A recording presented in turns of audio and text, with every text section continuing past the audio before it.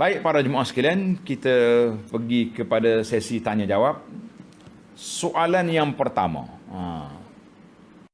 Soalan yang pertama,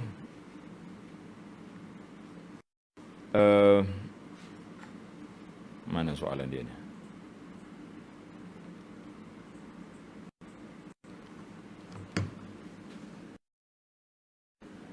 Hasbi Allahu Akbar. Nyabuya hak berat selalu soalan. Tanda tuan-tuan.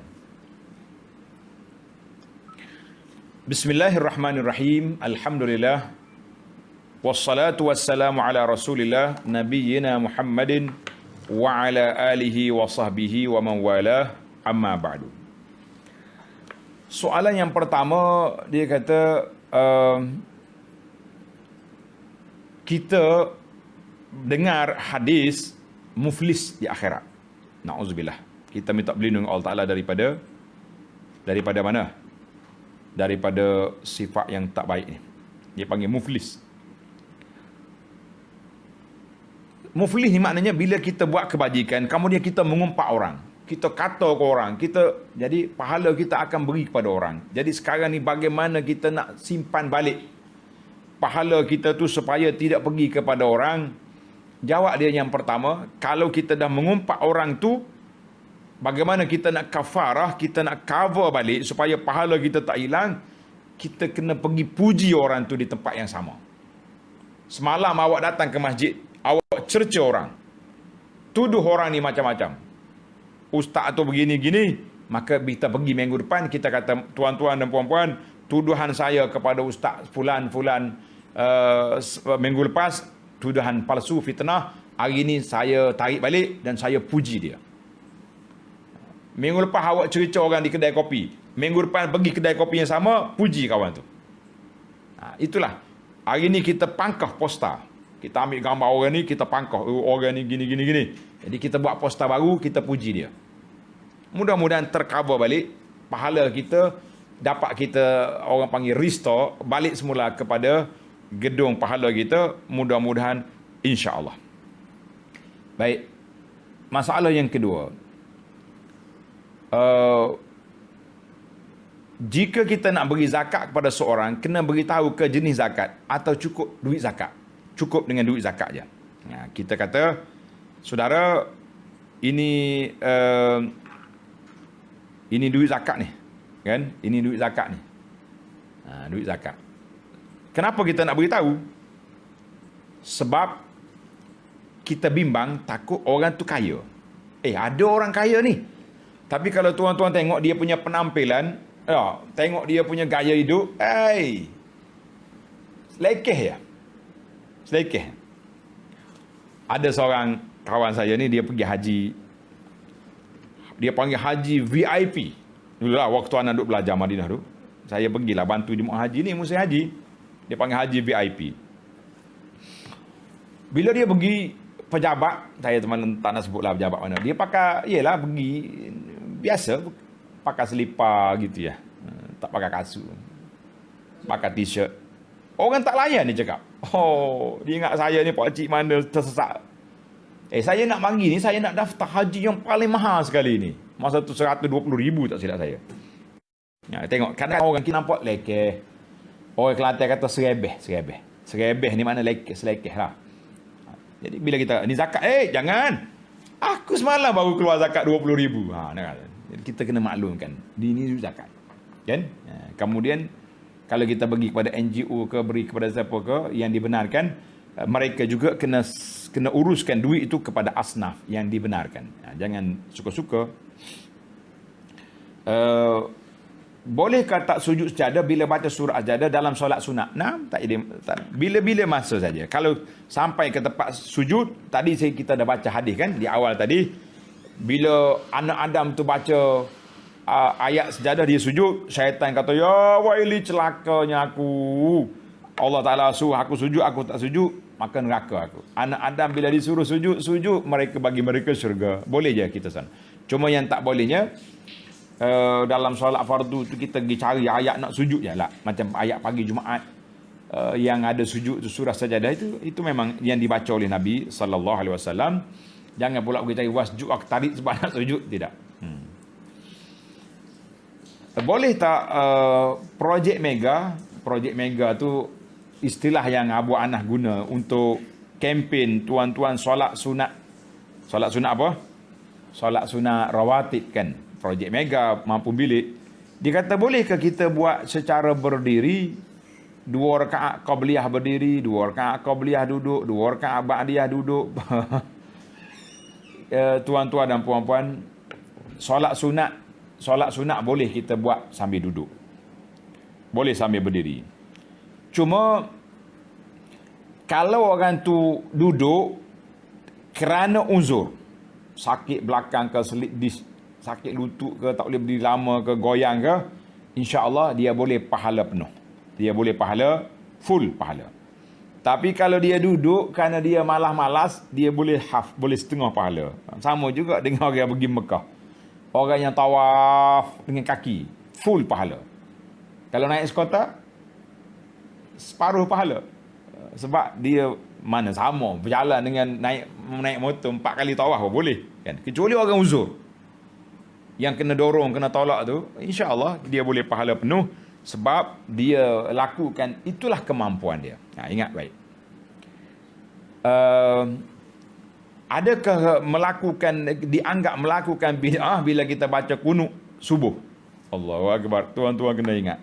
Masalah kunut dalam solat subuh ini dikata masalah yang berbeza pandangan ulama. Ada ulama kata, ulama mazhab Syafi'i kata sunat. Sunat kita baca kunut. Imam Malik kata sunat tapi sebelum rokok. Tengok. Abu Hanifah dan Imam Ahmad kata tak sunat. Bahkan ada ulama mengatakan, ulama kata bid'ah. Jadi saya buat simpul beginilah. Kunut ni di antara amalan yang menjadi pertikaian ulama-ulama besar dalam mazhab. Ada kata sunat, ada tak kata sunat. Jadi oleh kerana kita di Malaysia ni orang baca kunut, kita bacalah.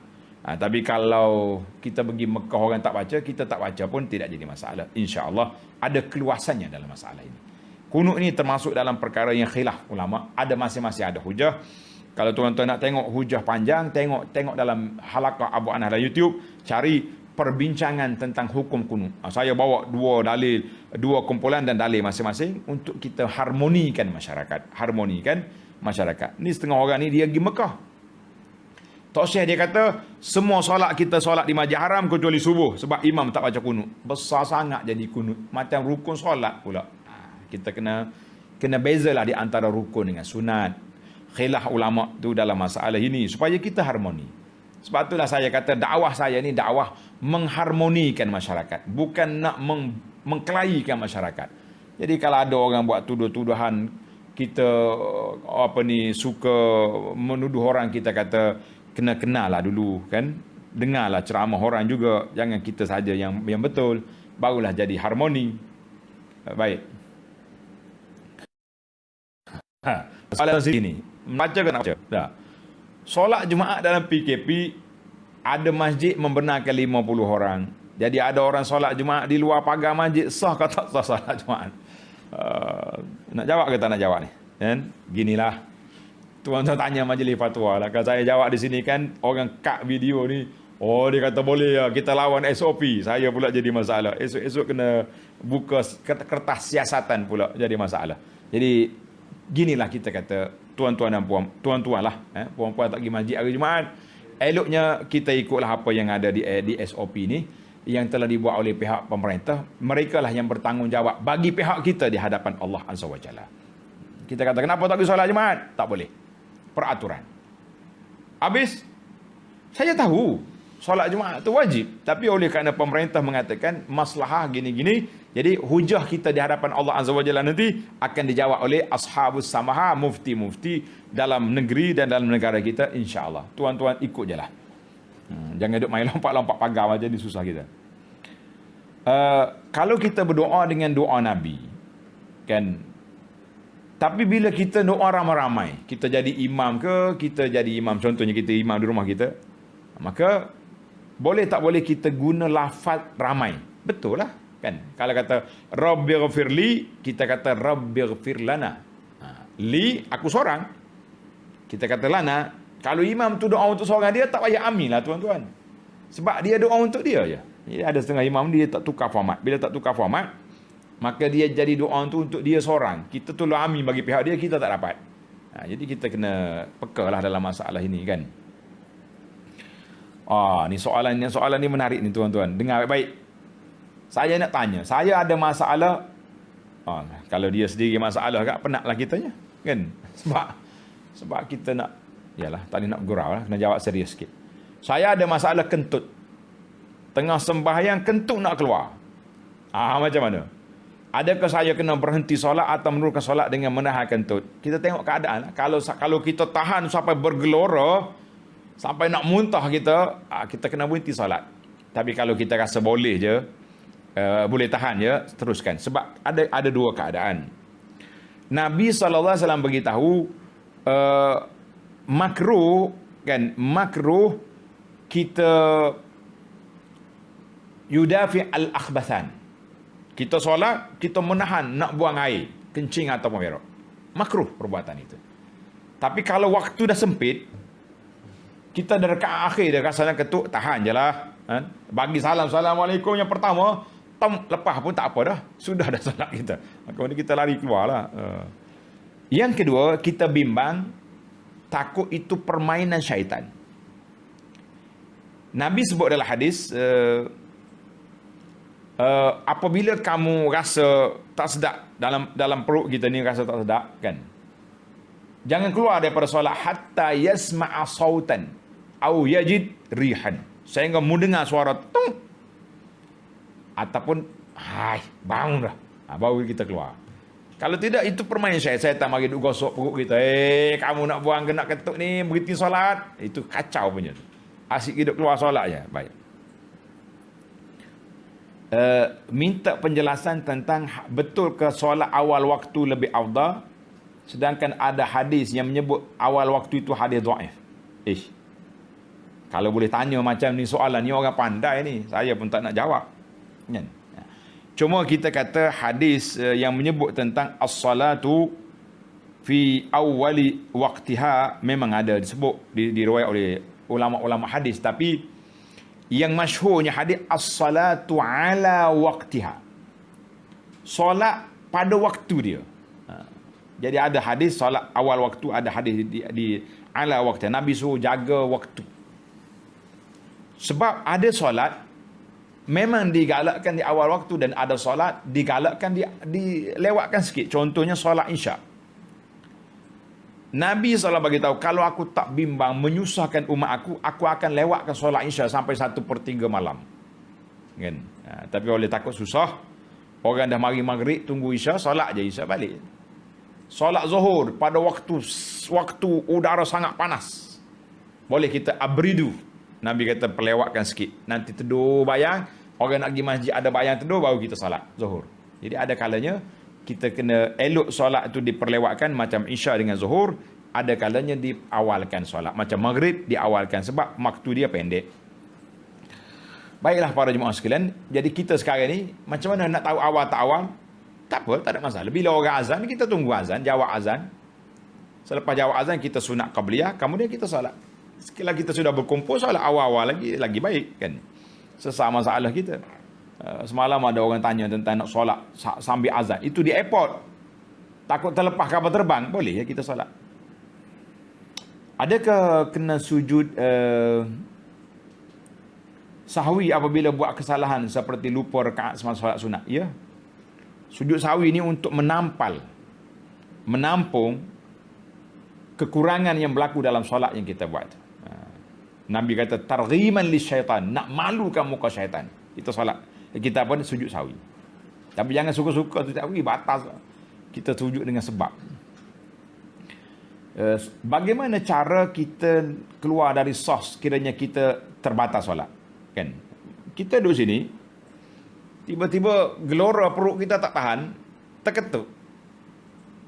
Batas solat kita. Maka kita isyarat lah, kita nak keluar tu kita letak isyarat mulut gini ke, biar orang nampak kita ni emergency. Mana kita keluar. Tak ada masalah. Kita keluar nak lalu depan sah orang pun tak apa. Dia gini tu para jemaah sekalian. Nabi kita larang apa?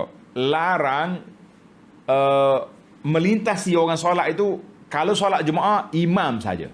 Adapun di tengah-tengah sah tu boleh je kita lalu sampai ke ujung ni, tak salah. Keluar aja, tak ada masalah. Betul ke lafaz azan yang kita dengar ini daripada mimpi sahabat Nabi? Betul. Abdullah bin Zaid, Sayyidina Umar bermimpi, maka mereka kemukakan cerita mimpi kepada Nabi sallallahu alaihi wasallam, maka Nabi kita iqrar. Nah, itu dia panggil sunnah takririyah. Tanda sunnah apa? Sunnah takrir. Maknanya Nabi kita iqrar amalan ini, maka dia sudah menjadi sunnah. Jangan dia sebutlah memang sejarah dia mimpi, tapi sudah bertukar menjadi sunnah yang diakur, yang diterima oleh Nabi sallallahu alaihi wasallam. Bagaimana dengan solat anak autism? Susah nak mengajar, susah dia nak faham. Saya tengok dalam tuan-tuan tengok dalam Jabat Mufti Wilayah, dia ada satu makalah menarik juga tuan-tuan. Tajuk dia fake, tanda tajuk ni, fake dan penyelesaian isu autism. Jadi budak autism ni Allah Ta'ala lah beri pahala yang banyak kepada ibu-ibu bapa yang ada anak ni.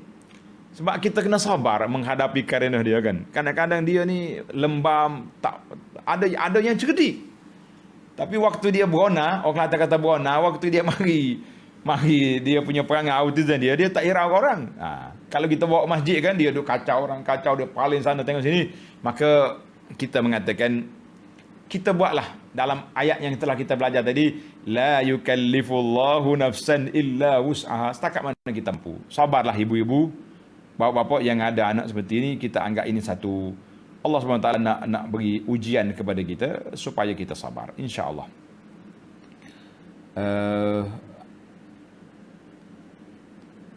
Boleh ke tak solat hormat waktu jika kita yakin tak sempat sampai di rumah?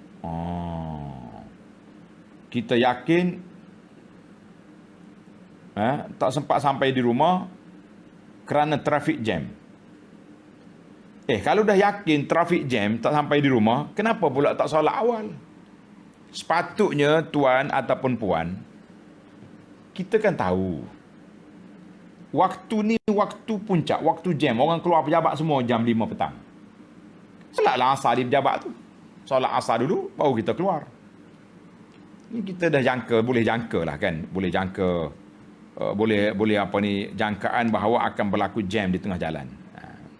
Nak solat hormat waktu, kita kata bukan semudah itu solat hormat waktu. Banyak lagi dia punya prosedur. Saya dah sebut dah dalam siri yang lepas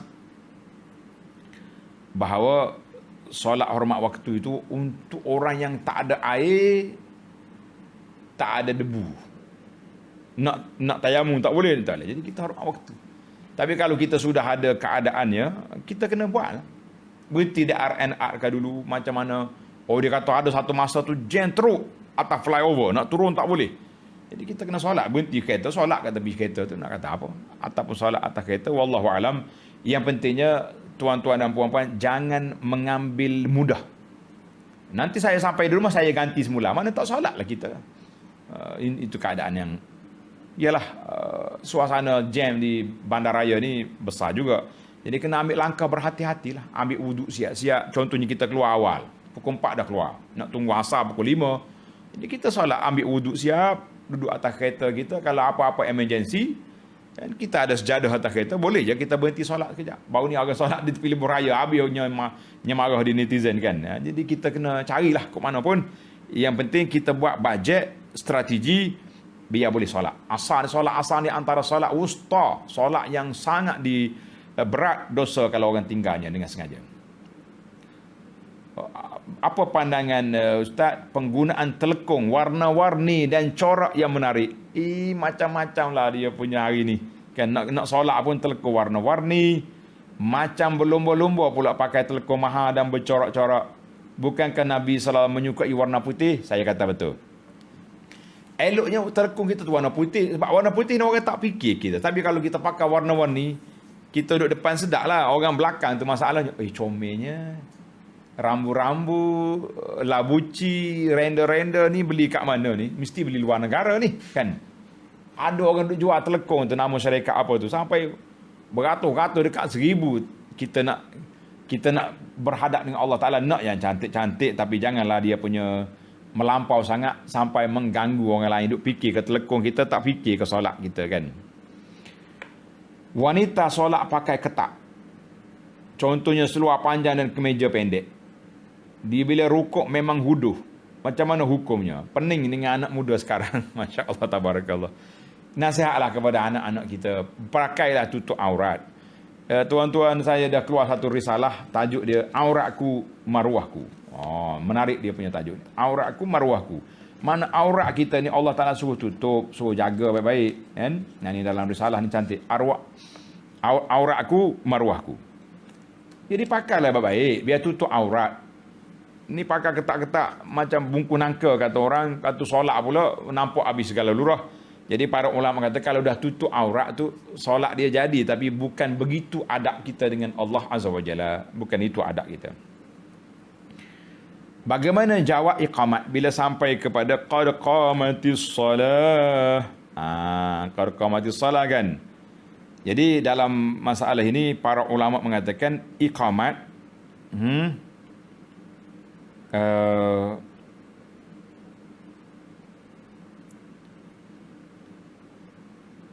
iqamat yang kita buat tu kita jawab seperti azan juga. Yustahabbu an yujabal muqim kama yujabul muazzin. Jadi elok kita jawab orang qamat macam muazzin juga. Sebab Nabi namakan qamat itu salah satu daripada azan. Baina kulli azanaini, di antara dua azan. Maka bila sampai di qad qamatis salah, kita nak jawab apa? Ada ulama kata jawab macam tu jugalah.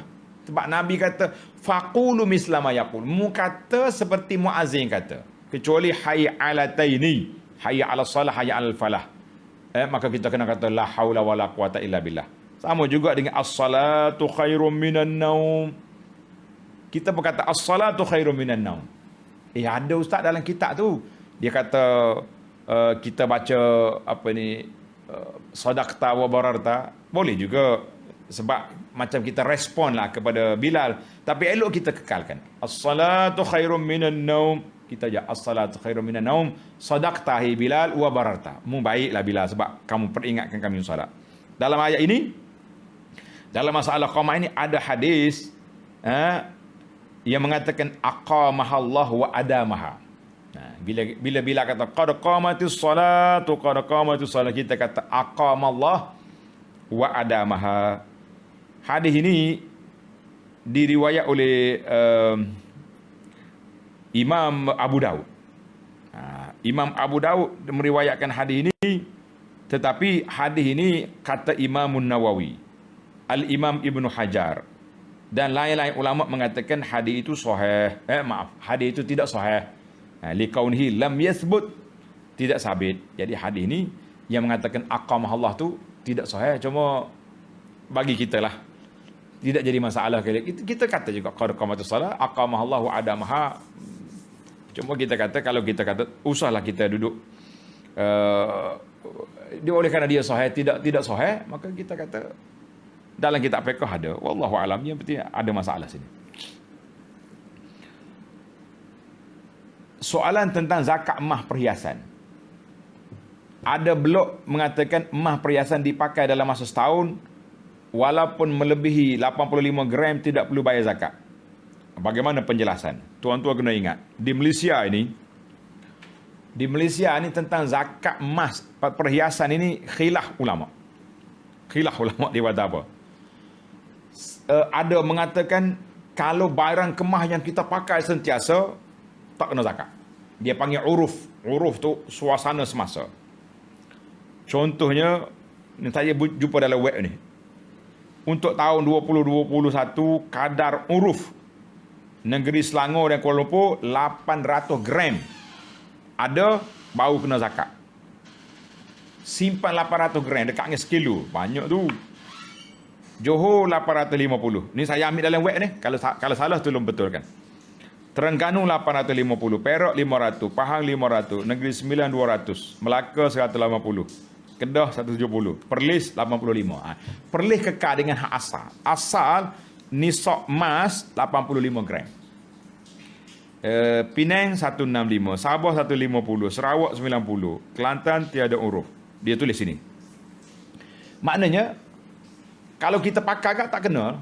Tapi dalam masalah ini elok kita ambil pandangan ulama yang mengatakan langkah berhati-hati, ihtiyat. Sebagaimana sebahagian mazhab mengatakan zakat emas tu kalau sudah cukup nisab, tak kena zakat. Jadi pandangan saya lah, nasihat saya, lebih baik kita ambil zakat tu kita bayar. Bayar.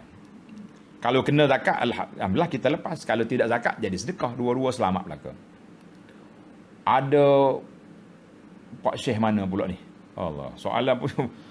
Ada Pak Syekh tu kata, siapa dia batal solat, terbuang angin, tapi terus juga solat. Dia tak keluar, dia malu. Bersama imam kerana malu untuk keluar sah, maka beliau telah murtad. A'udzubillah. Kita kata nak murtadkan orang ni berat juga kan. Jadi para jemaah sekalian, tak sampailah kita kata murtad. Cuma perbuatan tadi dosa besar. Sebab apa? Solat tanpa wuduk, dosa. Malu dengan manusia, tak malu dengan Tuhan kamu. Bila batal wuduk, keluar je dah. Apa masalah? Kita, tadilah saya sebut, kita buat gini, macam isyarat lah, isyarat bahawa kita ni ada masyarakat. Keluar, orang lain masuk tempat kita. Tapi sampai kalau kata nak murtad tu, kena orang tu, kalau dia main-main, dia itu cerita lain lah. Tapi jangan keras sangatlah hukum. Kalau di kawasan kediaman yang banyak surau dan dekat dengan masjid dan surau, bila azan berkumandang dari semua surau dan masjid, bolehkah kami jawab salah satu je? Ya, kita jawab di surau yang kita solat.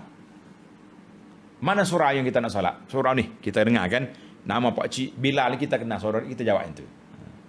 Yang lain-lain tak perlu jawab. Tapi kalau kita duduk atas kereta, kita dengar radio, jawab je, boleh pahala insya-Allah. Kalau radio live lah, kalau radio rakaman, jenuh jawab lah kita. Tak? Nak yang live punya. Jawab azan yang live. Tapi dalam radio biasanya dia siap yang sudah rakaman itu. Sah tak solat kita kalau kita baca tahsyahud akhir, tahiyat akhir setakat Allahumma salli ala Muhammad wa ala ali Muhammad. Nah, cukup. Tapi yang kita bacanya afdal lah, semua selawat Ibrahimi tu sampai yang nak Hamidum Majid. Kenapa pula nak kelang kabut kan? Ada pandangan yang mengatakan anak yang tidak menjadi, mana anak yang tak baik itu sebab dosa ayah yang tidak diampun. Na'udzubillah. Tuan-tuan, puan-puan, masalah dosa, masalah kita ni, kita kena berhati-hati. Berhati-hati tuan-tuan. Sebab apa berhati-hati? Sebab bila kita jatuh hukuman macam ni, dulu saya dengar ada orang kata kalau rumah orang tu terbakar, menunjukkan dosa dia tu. Ada harta haram dalam rumah tu. Jangan tuan-tuan. Kita jangan mendahului mahkamah Allah Azza wa Jalla. Tuhan je yang tahu orang ni berdosa ke apa. Sebab Allah Ta'ala beri bala, beri ujian dengan dua sebab. Sebab yang pertama, mungkin dengan sebab dosa kita, Allah nak kafarah, nak hapuskan dosa, atau Allah nak sedarkan kita. Sebab yang kedua, Allah nak angkat darjat. Allah nak angkat darjat. Jadi kita jangan buat spekulasi, kita jangan provokasi, oh dia ni berdosa ni, sebab tu Tuhan bagi anak dia macam ni. Tak. Kalau macam tu, macam mana kita nak jawab dengan Nabi Nuh AS? Anak dia tak mau naik bahtera. Anak Nabi Nuh tak mau naik perahu. Macam mana kita nak jawab? Tukar kita tu. Cuma untuk kita insaf, Allah Ta'ala bagi masalah ini supaya kita insaf, kita sedar. Boleh jadi dosa kita zaman muda dulu. Kan?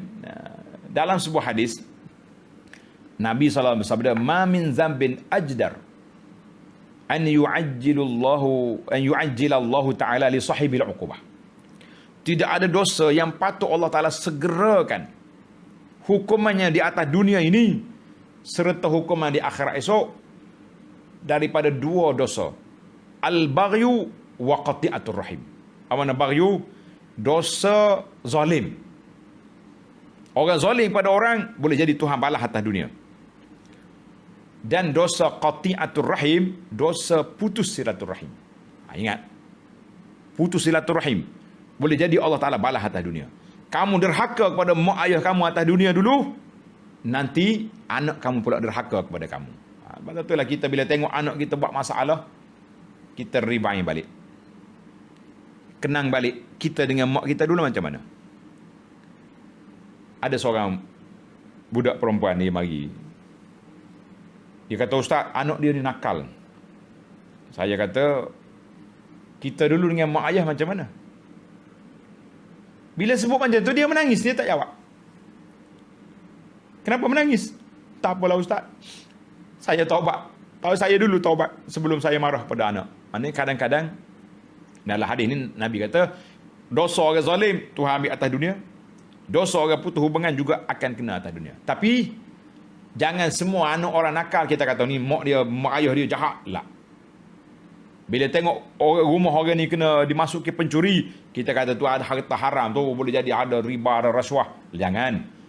Pendakwah, selebriti, motivator, jangan cuba menjatuhkan hukuman kepada orang. Tak.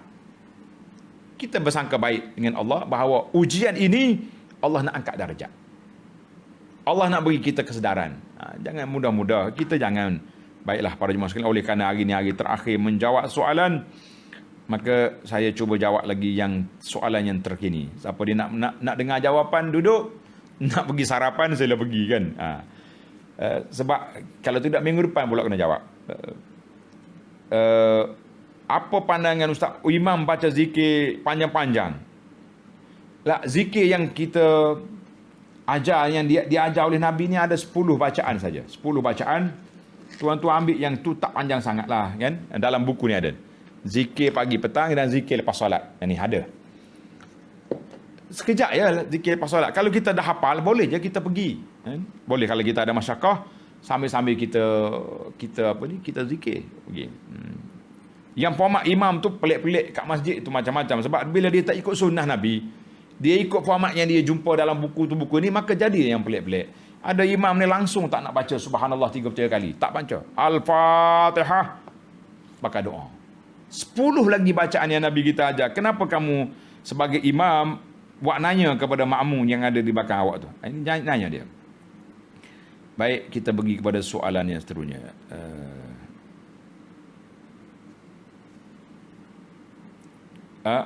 Bagi orang yang sakit kritikal, bacalah doa-doa yang Nabi kita ajar. Dia panggil doa yang maksur. Ada satu risalah. Ada risalah yang saya usahakan. Ni tajuk dia motivasi pesakit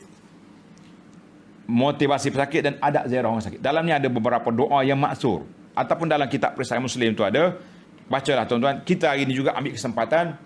Bismillahirrahmanirrahim. Alhamdulillahirabbil alamin wassalatu wassalamu ala rasulil rabbil alamin wa ala alihi washabihi ajma'in. Allahumma inna nas'aluka bi asma'ikal husna an tashfiya jami' amradana wa amdharana man awsana bi du'a ilahum. Ya Allah, isfi wa anta syafi la shifa'a illa shifa'uka shifa'an la yughadiru sakama. Nas'alullahal azim rabbal arsyil azim an tashfiyahum.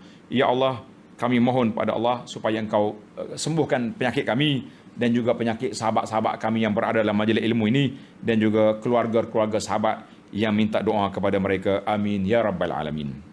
Baik. Bolehkah makmum melambatkan beri salam dalam solat untuk memanjangkan doa tahiyat akhir? Jawabnya tidak. Kalau kita solat berjamaah, la. Nabi kata, "Idza kabbara fakabbiru." Bila imam takbir, takbirlah kita. Bila imam tu dah bagi salam lah. Habis saya nak baca doa panjang, solat sunat lepas tu panjang sampai petang pun tak apa.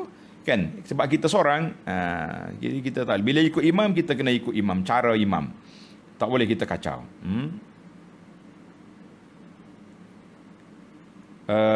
Dalam Al-Quran, Allah gunakan ganti nama anak, kami, kan? Kita dah dalam ilmu tadabbur, biasanya bila guna perkataan kami menunjukkan kepada kalimah ta'zim. Itu pasal itulah pembesar-pembesar pun dia guna kami juga, dia tak kata saya, kan? Itu dalam bahasa Al-Quran. Jadi kita tengok siyaqul ayah. Macam Allah Ta'ala cakap dengan Nabi Musa, "Ana rabbukum," aku Tuhan kamu. Fakhla'na alaika, contohnya. Tapi bila Allah Ta'ala sebut tentang pertolongan, nahnu, kami, sebab menunjukkan keagungan Allah Ta'ala yang besar, aku beri pertolongan, kamu yakin dan percaya. Itu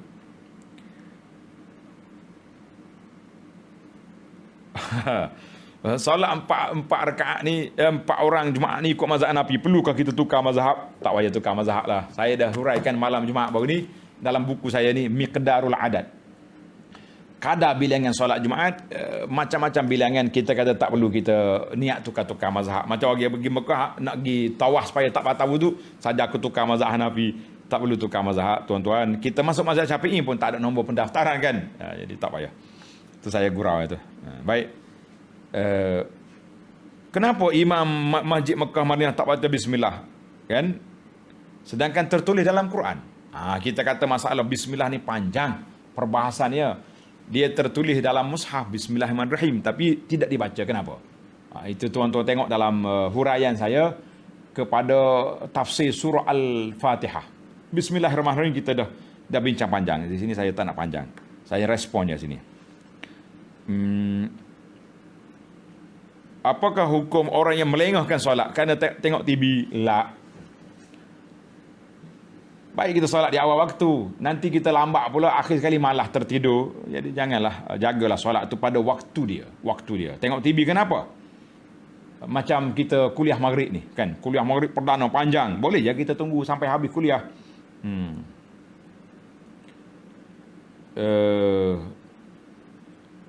Soalannya panjang-panjang. Print screen buat mari kata-kata orang, video orang, tuan-tuan ingat baik. Manhaj saya, kalau tuan hantar mari video orang, anda tak akan tengok. Saya tak akan tengok. Sebab anda tak suka respon, react kepada ucapan orang lain. Jadi kita tak. Kalau nak tanya, tulis ya soalan. Ustaz, apa hukum sekian-sekian? InsyaAllah saya jawab. Tapi kalau kata Ustaz, tengok video ni jawab, InsyaAllah saya tak akan tengok dan saya tak akan respon. Tulis panjang-panjang, hantar mari satu makalah. Ustaz, apa respon pada makalah ni? Saya tak baca. Minta maaf. Itu mazhab kita. Guru saya, Syekh Muhammad Al-Mukhtar Syangkiti, guru di Masjid Nabi SAW. Bila orang tanya dia, Ustaz, apa pandangan Ustaz tentang pandangan Ustaz ni? Merah muka dia. Kau nak laga-lagakan aku. Jadi kita tak suka macam tu. Sebab tu kadang-kadang kalau saya respon kepada isu-isu yang orang bangkitkan itu bukan masalah peribadi, tapi masalah untuk menjaga maslahah orang lain. Contoh orang buat tuduhan, siapa dia mengaji sini gini-gini, pasal kita kena respon sebab itu fitnah. Jadi kita kena. Tapi kalau setakat nak tengok video orang ni, semalam orang hantar video, saya kata video apa tu? Ni orang ni mimpi jumpa Nabi pelik-pelik, jumpa guru, kata, saya kata pergi tanya dia lah, kenapa tanya saya kan. Batal ke wuduk tertidur atas kerusi masa duduk? Macam saya duduk atas kerusi ni, insya-Allah bila punggung kita tetap, dia panggil papan punggung tetap, insya-Allah tak batal. Kalau kita di atas kerusi lainnya tak batal. Macam kita naik kapal terbang, kita dah ada wuduk kan, siap nak salat wuduk ni, nak salat subuh atas kapal terbang, kita lainnya atas kapal terbang, insya-Allah tidak batal. Sedar masuk waktu subuh, boleh je kita salat. Apa lagi ni? Macam mana dengan suami yang tidak solat langsung sedang isteri paksa untuk solat? Adakah lepas tanggungjawab? Ialah kalau kita minta suami kita suruh solat, dia tak solat juga, lepaslah tanggungjawab tu. Tapi sanggup ke awak duduk dengan orang tak solat tu? Kena usahalah macam mana pun. Nak lembutkan hati suami, gayalah dia macam mana, buatlah bang, mari kita solat bang, kan? Sebab tak selesai kita hidup dengan orang tak solat ni. Sebab ulama khilaf dalam masalah solat. Ada yang mengatakan orang yang tak solat ini fasik.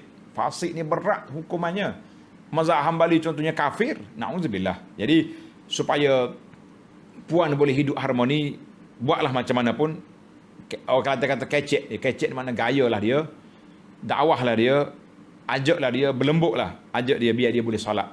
InsyaAllah kita doakan supaya Allah Ta'ala buka hati dia untuk melakukan solat dan beribadat kepada Allah Azza wa Jalla.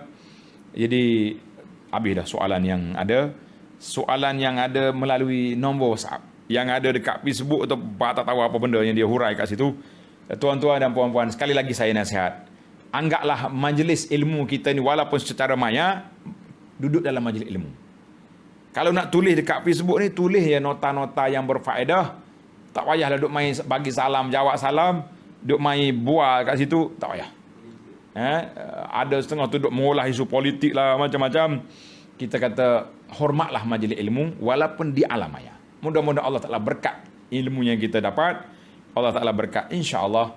Jadi para jemaah sekalian, ada jemaah tanya, apakah jadual Ustaz? Alhamdulillah, jadual saya lepas solat subuh pukul 6.30 tafsir.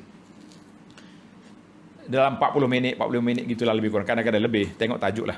Ya, tafsir kita ni tuan-tuan beli tafsir pimpinan Ar-Rahman. Sebab huraian tu saya ambil tafsir lain, tapi huraian tu tafsir lain. Cuma tapak base perbincangan kita tafsir pimpinan Ar-Rahman. Beli. Jangan tak beli tuan-tuan, beli. Adapun maghrib saya tukar kitab. Malam Jumaat kita baca kitab 100 keistimewaan Jumaat untuk beberapa siri lah. Kalau habis kita tukar kitab lain pula. Malam Sabtu kitab Riyadhus Salihin. Riyadhus Salihin tuan-tuan boleh beli mana-mana kitab Riyadhus Salihin. Kalau saya tunjuk yang saya baca sekarang ni dalam Shopee pun sudah tidak ada. Orang maklum kepada saya, habis dah ustaz kitab. Habis tak payah beli. Beli kitab lain. Yang pentingnya nama dia Riyadhus Salihin kan. Hari Sabtu dengan hari Ahad, Maghrib, 2 hari kita baca kitab Ad-Da' wa Dawa'. InsyaAllah hari Isnin dengan Selasa kita baca kitab Hikayat Fiqhiyah. Kitab ni belum ada terjemahan. Hari Rabu tuan-tuan beli kitab Fathul Mu'in. Siapa dia tak ada kitab ni boleh WhatsApp kepada nombor tanya soalan ni. InsyaAllah kita akan bagi kitab Fathul Mu'in edisi PDF tapi ada bisa Indonesia punya. Dia ada bisa Indonesia ni. Kita orang Kelantan ni kalau bisa tak boleh makan kan. Hari apa? Hari Khamis dan malam Jumaat kita baca kitab 100 kelebihan Jumaat. Itu je rutin kita insya-Allah dalam masa PKP poin 3 pasal kedua yang telah disambung oleh Menteri Kanan MKN tu. Wallahu alam. Tuan-tuan doalah supaya kita semua istiqamah, kita semua hidupkan sunnah Nabi sallallahu alaihi wasallam, kita semua selamat daripada segala bala bencana dan mati kita dengan husnul khatimah insya-Allah.